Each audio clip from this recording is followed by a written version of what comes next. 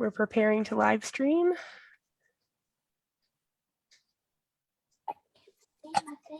Nope, you can't. No. It's fine. I can't do Zoom. And we are live. Oh, that's great. All right, I'll get us started real quickly here. So hello to everyone on Facebook. This is What's the Tea episode number 65. We're doing this one live. And if you're here for the first time, we do this every Tuesday at 2 p.m. And as you can see, we have one returning guest and we have one brand new guest. So if you'll give me a minute, let's introduce our guest, and we'll start with our new guest today. And we have Sebastian here with us. For some reason. Sebastian, how are you today? Good. Good. Well, thank you for being on our show. And after we introduce your mom, we'll have some more questions for you. Okay. Okay, hi everyone, I'm Jennifer, your friendly neighborhood executive director. I show up once a month because they still invite me to. Well, thanks for coming on once again. And we wanted to kind of introduce this topic of wellness because August is Wellness Month, but we also all talk about children and working with youth all the time, but we had never brought really anyone from the youth onto the channel. So Jennifer had the idea of bringing her son Sebastian on. So I volunteered my example. So let's introduce Sebastian to the audience. So Sebastian, how old are you? I'm 10. 10 years old. So what grade will you be in? I'm going in 5th grade. 5th grade. Have you started yet? No. Okay. So a little bit left of summer. And what do you like to do for fun? Pretty much the average kid. I like to play video games. I'm the average kid. Average kid playing video games. I understand. I still like to play some games too. So again, let's transition and talk about wellness a little bit. So Sebastian, can you tell me, we talked a little bit last week, can you tell me some of those activities that you and your family do together to take care of yourselves? I'm going to have you help me with this because I don't really remember. Okay, so the way that this all got started was a night where you had asked for like a hot towel on your face. Because we do like spa days and stuff sometimes. So doing spa activities, sometimes like pampering yourself. That's how it all got started. And then when we talked to Zach, he came up with some other things that we do. Do you remember any of those? I really don't. That's what I ask you for your help. Because you're feeling kind of on the spot right now. Yeah, I don't do on the spot. What about laughing? Yes, laughing is my favorite activity. It is your favorite activity. So what do we do? Because you suggest that we laugh together a lot. So what's your favorite thing to do for us to laugh together? Like I always try and funny videos and stuff that we can watch together and stuff like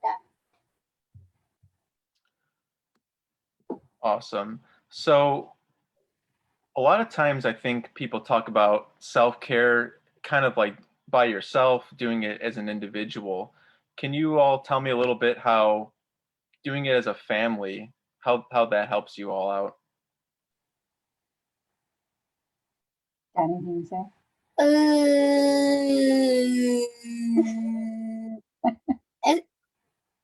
I'm gonna let you lead, and then I'll tell my parts like a little bit after. Okay. So yeah, I think when you're in a whole family unit, when one person's not feeling okay, it can really impact the whole rest of the family. Yeah, like whenever you or daddy are like mad and like feel rushed and stuff, I feel like kind of sad and rushed and stuff. And sometimes we have to work together. Yeah. To help that feeling go away or to help us calm down together instead of separately. Yeah. So Sebastian, can you tell a difference for everyone when you don't take that time to do like those walks and watching funny videos? How is that different? Do you feel different when that happens? So you feel more rushed? I'm not really good with explaining my feelings kind of like that way. I'm not helping. You explained your feelings so great to Zach before. Yeah, I don't remember how I did that. Yeah. So I think he's trying to ask, like, can you tell a difference in yourself when other people in your family aren't feeling okay? Yeah, like what I said before, like when you guys feel a certain way, I kind of feel that certain way with you sometimes and stuff. Yeah, and I think like when you're feeling sad or frustrated or not okay, it makes me feel like extra worried about you. Yeah, and that just helps us fall into disaster. Pretty much. It never works out. How do we get out of disaster? How do we avoid the disaster? Well, usually it's at night and I go to bed and the next morning the disaster is past. So Oh. I don't really know how we solve it. One of the things we talked to Zach about was sometimes we take walks around the block. Yeah. And you said that helps you. Yeah. Can you share with Zach how taking a walk helps you? Well, I mean, it's just like a calm experience and nothing's happening and stuff. And usually we like have just like standard conversations with each other. And then when it's over, I feel better. Feel better. So it sounds like it helps your mind as well as your body, right? Yeah. And we talked a little bit when we talked before about those things that you learned in school about mental wellness. Can you Yeah. tell me a little bit about that?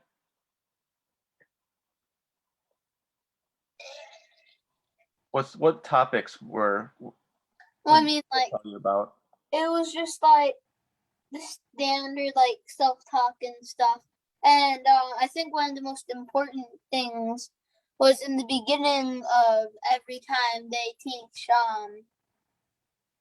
this thing called like belly breathing. I think it was what it's called, where you just take deep breaths and put your hand on your stomach, and I think that helps because like not only is it deep breaths which helps calm you, but you're also focusing on how your stomach is breathing and stuff. And I think that helps me a lot sometimes.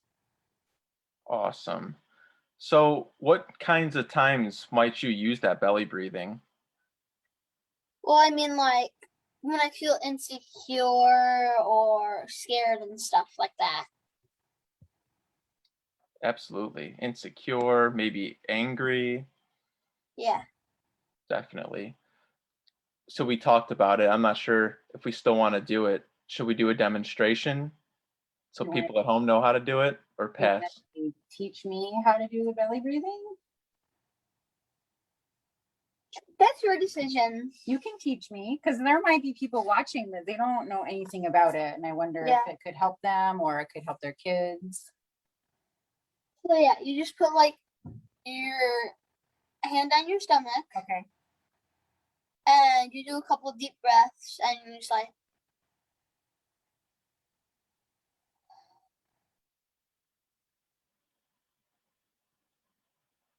and like that. Nice. And I can feel my stomach moving. Yeah. Yeah. When I was breathing. Thank you. I feel a little bit calmer already. It makes So- my brain stop and just focus on my breath. Exactly. So we can self-talk, we can go for walks, we can belly breathe. Lots of good wellness tips that we can do together or with our families. And there was one other thing that we had talked about. You told a really interesting story about being at the park, because one of the things that I talk to kids about in schools is staying safe. Do you remember that story? Yeah. I think it's a really good one. Would you tell us that story? Yeah, sure. So one time I was at this one park with my friends, and our parents weren't around and stuff because we went by ourselves. And these older kids just started bothering us and stuff. And eventually it just got like really bad. And like they tried to like call their parents and stuff. And then like once their dad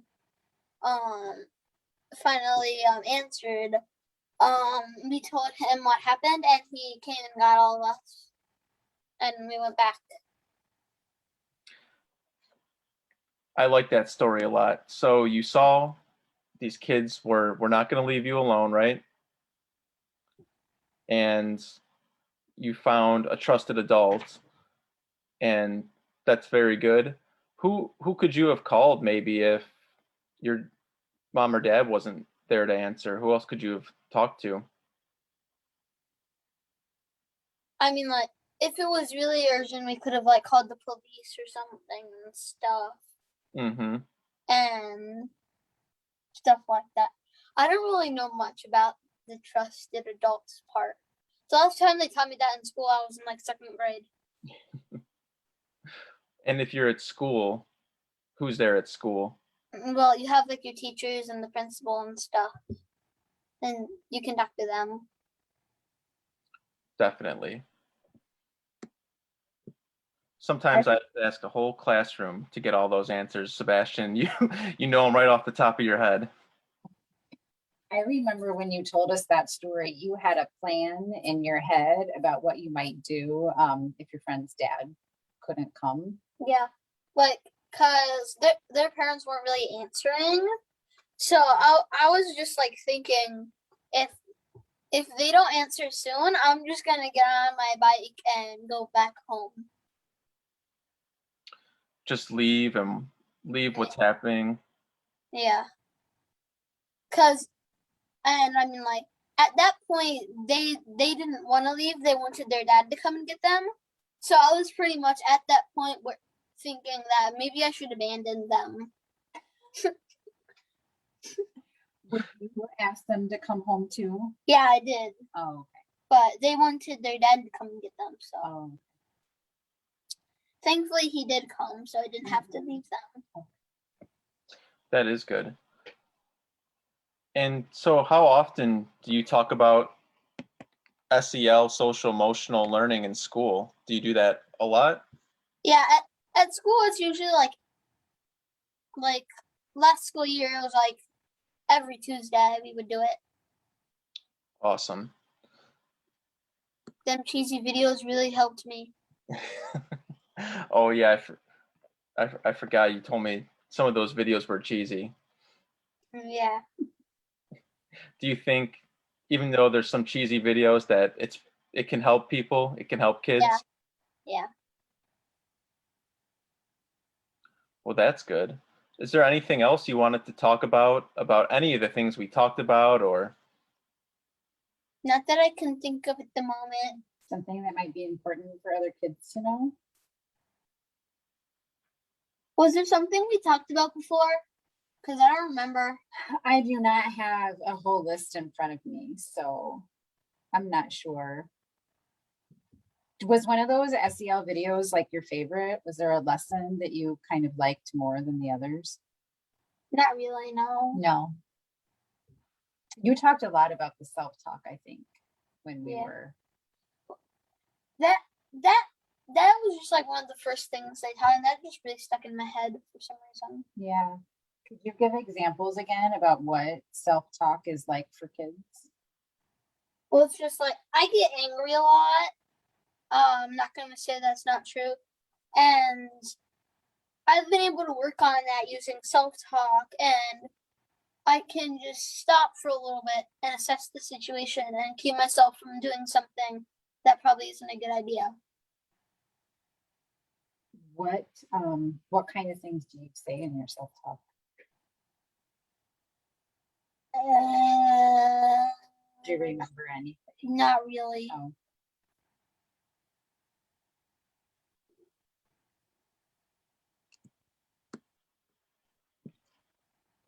So I wrote down a few things with from our last conversation. I think we covered most of it, but I think this time we were very organized. Last time we kind of just talked about everything and everything. Yeah, with self-talk, I was trying to think of some examples that we could use. Like, you could tell yourself to breathe, you could tell yourself to walk away, to calm down, stuff like that, right? Yeah.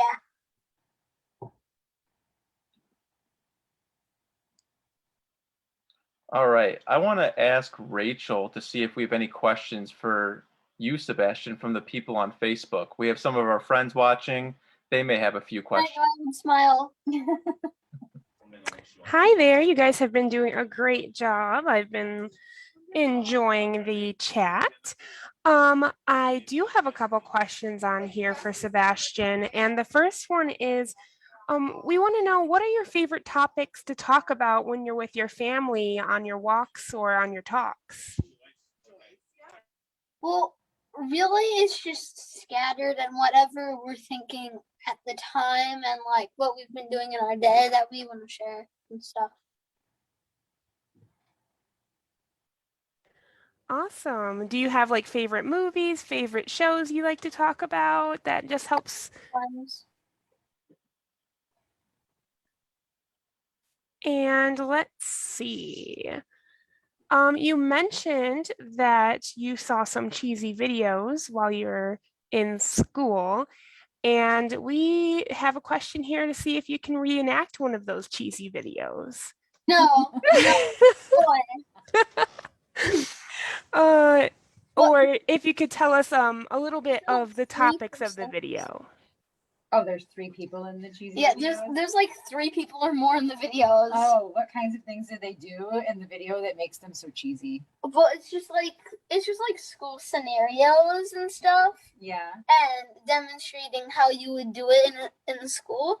But the cheesy part is no one I know would ever do that way. Oh, it's not very realistic. Yeah. Oh. Also, they have music videos that are even more cheesy. But somehow you remember the stuff and Yeah. it kind of makes sense to your life still. Yeah. Yeah. I know that when we go on walks, you like me to ask you a lot of questions. Yeah. So you'll say, ask me questions. And then I always go, I don't know what questions to ask you. We do that a lot. I already know I'm terrible at asking questions, so I just have you ask questions because I like telling stories. Yeah. You do like telling stories. Yeah. That's true. And we have another question. I believe this is the last one for now. Sebastian, what is your favorite example of when another young person, perhaps a friend or family member, has been supportive to you?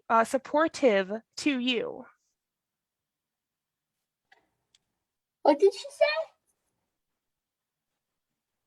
What is your favorite example or an example you can share of when another young person, someone your age, has been supportive to you? Oh. I remember one time. So one time I was in aftercare at my school, and I don't know if this really answers the question, but I think this is what they meant. Okay. So, and we were doing dodgeball, and all of a sudden everybody just started surrounding me and hitting me a lot, and I kind of raged. You got really upset? Yeah. And my one friend came and tried to calm me down and stuff. And I think that was really good. For like an example for that, I think. Mm-hmm. Do you remember what your friend did that helped you to feel calm? Not really. Okay. I raged at him too because I was just in a rage mode at that point. When you say rage, does that mean like you yelled? No, I mean like it's just super really mad. Oh, like that feeling gets to be really, really big. Yeah. All You've right. a lot about your best friend that lives next door and things that he does that help you kind of feel like a calm person. I forgot those things, so don't start asking me. Okay. I know sometimes personally, I like to go with my dog or my cat. I got to hang out with them if I get really upset, or if I talk to my dad, who's like my best friend. That helps me too if I get really upset. So maybe you just talked with your friend to help you calm down. Yeah. Yeah. And that's all the questions so far in our chat. So I will be back. Okay, thank you, Rachel, for the first portion of the questions. So any more words from Sebastian? I know we've asked you so many questions and it had you bring up so many examples. Any other thoughts about families taking care of each other and kids taking care of each other? And not really. I'm spent with that kind of thing right now. Yeah. It's about, you know, how long we thought, but I don't want you to leave until you tell everyone about the tea that you're drinking today on What's the Tea. Um, Do you remember what it's called? yeah. You're gonna pick up your mug and show everybody. Yeah. It's okay. What do I your do now? tea. Yeah, this is my tea. Oh, you tell everyone what kind of tea it is. Oh, it's English breakfast tea. And what is it that you like about the tea? I'm not really sure. Oh, I just like how it tastes. okay. But that's good enough. And that's your new favorite tea mug. Yeah. Yeah. So you take your tea in your Pizza Planet mug. Yeah. That's another thing we do as together as a family that helps us feel good together is we do a lot of Disney kind of stuff. Yeah. Disney is our jam. Yeah. We just went to Disney not too long ago, and we spent like 4 months researching stuff for Disney, and now we're totally Disney-fied. Was that a Pizza Planet mug Yeah. from Toy Story? Yeah. That's awesome. It's one of my favorite movie Easter eggs. There's always a Pizza Planet truck in every Pixar movie so far. Yeah, so remember that next time you watch a Pixar movie, look for the Pizza Planet truck. I'm gonna have to look out for that. I have to go back and watch a few. Yeah. Everyone after Toy Story, there's a Pizza Planet truck. Awesome. Well, thank you for being on our show, Sebastian. I think you did great. I think a lot of kids could watch this one too. You ready to go watch some TV? Yeah. Bye. Alrighty. Can you? All right. There's your sign off.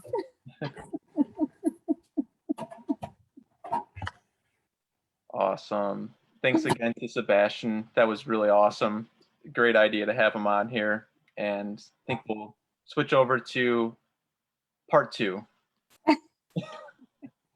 Won't be as nearly as fun, I don't think, but Yeah, it's hard to compete with, but right, with having kids on the show.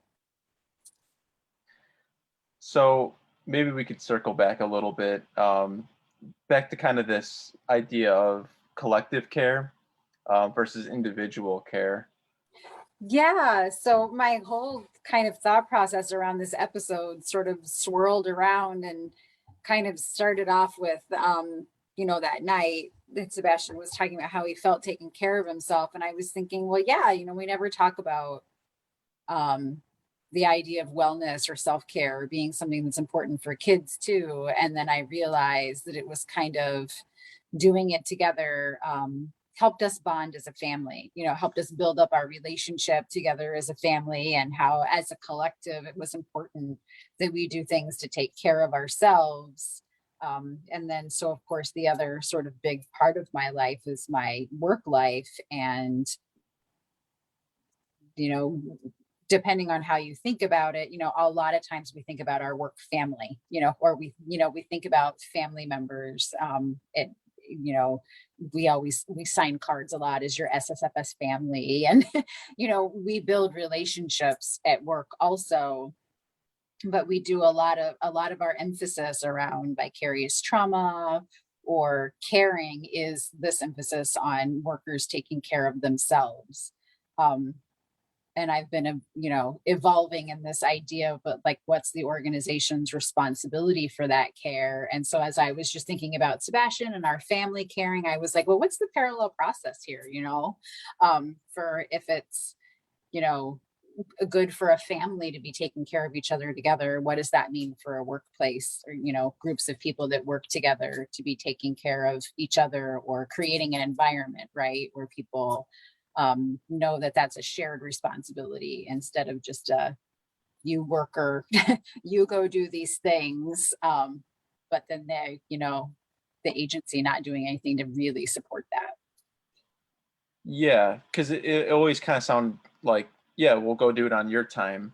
Not necessarily like taking breaks during the workday or doing things while you're still working and working with clients.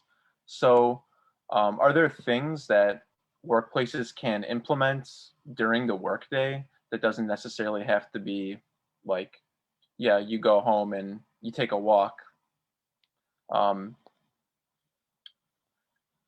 Anything that a workplace could do to kind of improve that culture as a unit?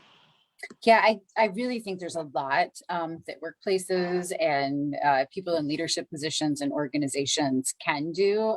One of the things that I think is one of the most loved benefits for the agency that we work with is this notion of flexibility, of staff being able to say, this is how I work best. And being able to structure the way that they do their work in a way that works the best for them, or being able to say, I'm sitting here talking about how it's important to have a caring environment with my family, and I can do that in large part because I work for an agency that also values the fact that I have a family outside of my work.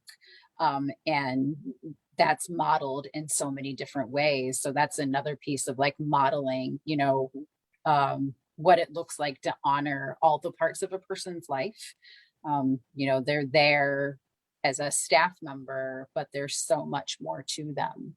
And there's many ways in which a workplace can say, yes, we see that you're more than a person who works here. This is part of your life, but there's a lot more things happening in your life. And how can we, support the fact that if you're able to feel like a healthy whole person, you're bringing your best self to work. Definitely. And one of the things I remember pulling from that Bruce Perry series that you had done the training around was that we're kind of contagious to each other, like emotionally and behaviorally. So yeah, that kind of what it reminded me of, when you enter the workplace and people are they're calm and they're confident and they're not necessarily getting we're not dragging each other down with the work, but we're actually really helping each other out in between those difficult caseloads. Yeah, I think everyone who's worked at multiple workplaces has had an experience of knowing what it's like walking into the office and somebody is off, and it sets the tone for everyone else in the office. And there's this feeling like, uh-oh, something's not okay. It's similar to like what Sebastian was saying. Well, my parents are not okay, or they're feeling really rushed, then I feel that way, feeding that off of each other. So yeah, it makes sense then that if people are we had this at the Harwood office before you had worked there, Zach. We've had some changes in culture in that office where there was a time where the culture in that office, it didn't feel good. And there had been a lot of changes, and we definitely worked on it as a group of staff there, to become an office that, you came into and experienced, where people were friendly and supportive to each other. And there was just a very tangible, different feeling of like a happy office, to walk into. Mm-hmm.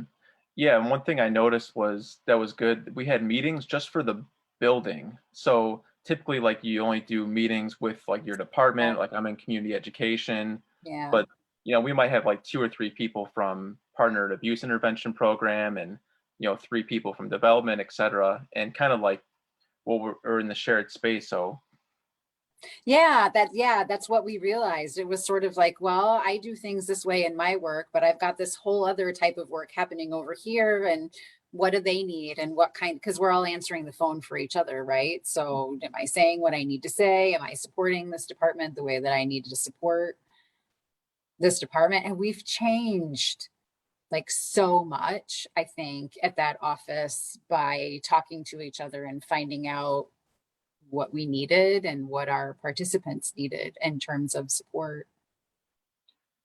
yeah, I guess I'm pretty glad that I came in once those changes were made, because it seemed like, from my point of view, like it had always kind of been like that. Like I would have never known that this was kind of like something that was deliberate. It's almost, you don't realize that, like, this is like thought out when you're just part of it. Yeah, there's but that's what and like, I'm glad that it seems like it just happened that way, because to everyone else it ought to feel that way. But that's where I really think it's incumbent on, leadership and supervisors to be able to assess what's going on in their work environment. And you have to be intentional. You have to be able to notice that something is happening that might not be at the most healthy, for everyone that's in there, and kind of figure out what's the root of this, and are there some changes that we can make about it, and then be willing to talk to staff and let them, lead the way. Quite honestly, I always feel like I can't possibly have all the ideas. Listening to other people about what they need and being realistic about how you can or cannot meet those needs. There's certainly some ways that maybe you can't meet a need. Maybe you can come halfway, or at least help people understand what the barriers are Hmm. in an agency for why maybe they can't do certain things. I mean, number one in every nonprofit everywhere is people would like to be making more money. That's true at our agency, and it's true at every nonprofit around the world. And trying to be as transparent as possible about, what goes into the budget and why. And part of that is your agency's responsibility for transparency. Um, and those are things that, feed into, organizational wellness, right? Everybody wants to have a healthy organization. How do you build that? Definitely, and I think it is interesting. We all have different values, of course. I think one shared value, no matter where you work, of course, you just mentioned, was money. But there Yeah. are there are other things too, like thinking about like the people who benefit from our work, and kind of remembering like why we do it in the first place. Often, if it's not surrounded by money, and kind of reminding ourselves of that can go a long way, especially when we're going through all the changes in the last year, and people are being shuffled around and changing job responsibilities. One thing that helped kind of stabilize it was the reason behind it all. Yeah, and I think there are quite a bit of organizations that don't really talk about why change happens. And folks are just provided a change and they have to adapt to the change, but they're not given a lot of information about why the change is happening or what the goals might be. So that again goes back to this idea of communication and transparency, and what the agency leadership responsibility is, in providing support around those, because change is very hard. And change happens. Change has been happening a lot since I joined this organization. Just talk about myself. I have been here for 5 years now, and I came into the organization when the state budget crisis was hitting.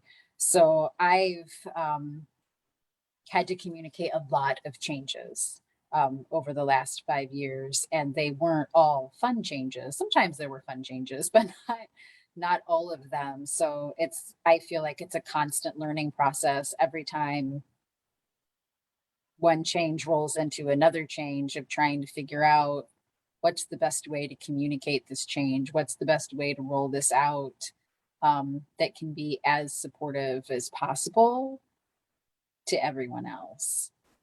Because I see that as my responsibility, right? I mean, not everybody does. I guess that's a choice that you can make, but knowing that change impacts people, it's hard to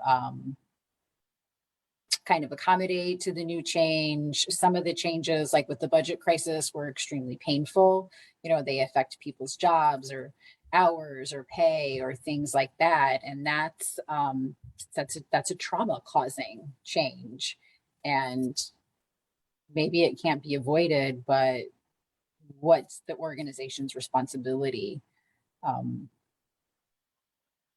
in thinking about that and being as intentional as possible? Definitely. And I've kind of experienced kind of the flip end of that, where I worked somewhere that had like tens of thousands of employees, and when a change is made, it's just, you might get an email and you don't necessarily understand like what is the implications for me, how does my work change, and this is the change and it's happening, and uh, that can really that can really have negative effects on the workplace culture, at least from what I've seen. So definitely felt that before. Yeah, and there's some places, there's that saying that change is the only constant. So there's definitely times where it feels like it's just one change after another, and you don't even get a chance to adapt to the one thing before something else happens and comes down the line. And that can be very difficult. Definitely. It's we like routine, as we talked about with all those trauma episodes. We like that consistent, stable workplace, and although we don't want it to be like monotonous, but there does need to be some stability there.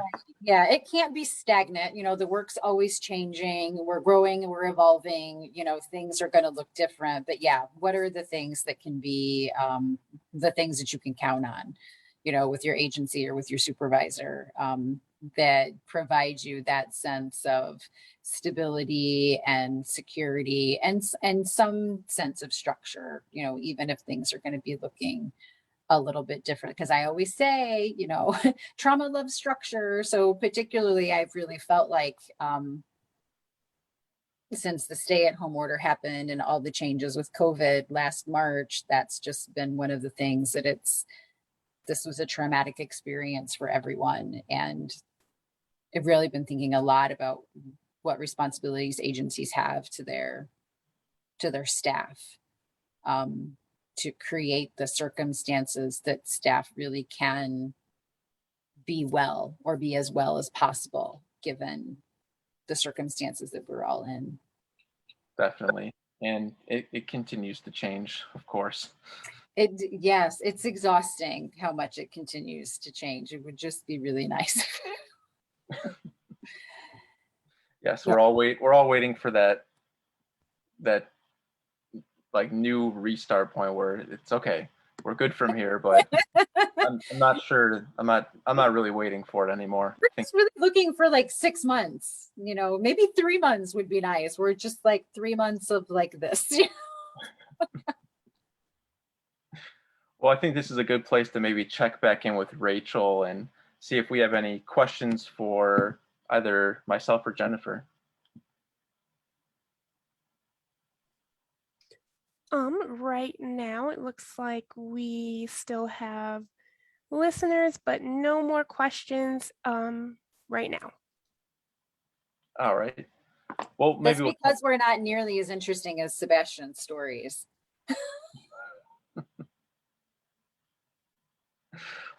we're trying, but we can't.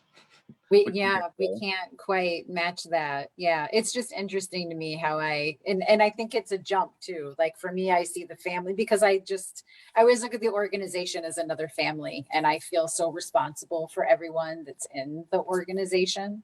Um, that's how they tie in, for me.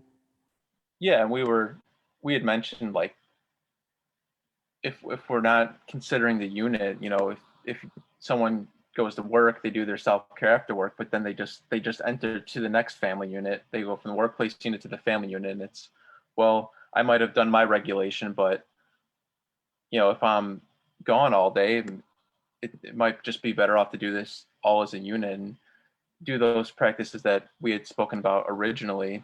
Um, yeah, you can't go through it all by yourself. No, you can't. And I even like reflecting back to your first question about how can workplaces structure things during the day. I think it is important to emphasize those things that folks ought to be able to do, like just getting up from your desk and walking away, taking screen breaks at work. Maybe you work in a place where you can go outside of the building and take a walk around a block. There are lots of different things that can be supportive to people, and workplaces can be structured to be able to do that. I think that we're pretty lucky sometimes in the type of work that we do because there can be some natural ways to get up, but people who work like in some corporations, I think of like a call center or, where their job is to be on the phone all the time. What would that be like, to not have, a window to be able to look outside or, to really be so structured that you can't like do belly breathing like Sebastian showed at a time when you want to. Like your belly breathing has to happen at 4:25 because that's when your boss says that your break is. Yeah, it's tough. I've been in all those situations at one point. No window and the break at a very specific time, which does not always coincide with your body and your mind when you're ready to take a break. Yeah. So I feel like for us, one of the benefits that we have in our kind of work is hopefully we can do that for each other. We can be in spaces where it's like, this person can answer the phone, or we can, make sure somebody else is taking care of something for us if this time came now. And I've experienced that, quite a bit. I have found our coworkers to be incredibly understanding when there's personal pressure going on that are impacting your ability to do well in your work during that day. I found everyone to be very understanding of that, which is important to me because sometimes I think, in my position, there's a certain amount of vulnerability that I have to be able to say, like, yeah, I'm the boss or the leader of the agency, but I'm impacted by all of these things too. And I'm going to have bad days or days that feel difficult for me to get through. And I appreciate that by and large, people understand that and don't necessarily hold me to some other inhuman standard. Definitely. I think it's just a timely message with kids going back to school and Yeah. people going back to the office. I can see kind of us going back to that kind of running around lifestyle again. Yeah. And I don't want that lifestyle again. I don't want that lifestyle for anyone again. I mean, I think you're right. It is exactly the time when we're all preparing to say, okay, if kids are able to be back in school full time, then families and parents shouldn't need to have any other accommodation for the way that they do their work.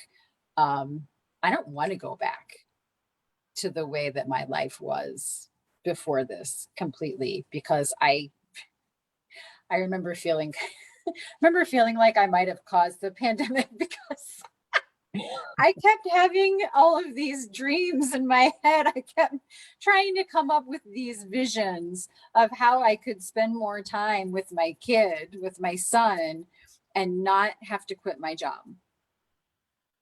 because I was feeling that disconnected from my son. I was feeling that I was not his primary caretaker anymore.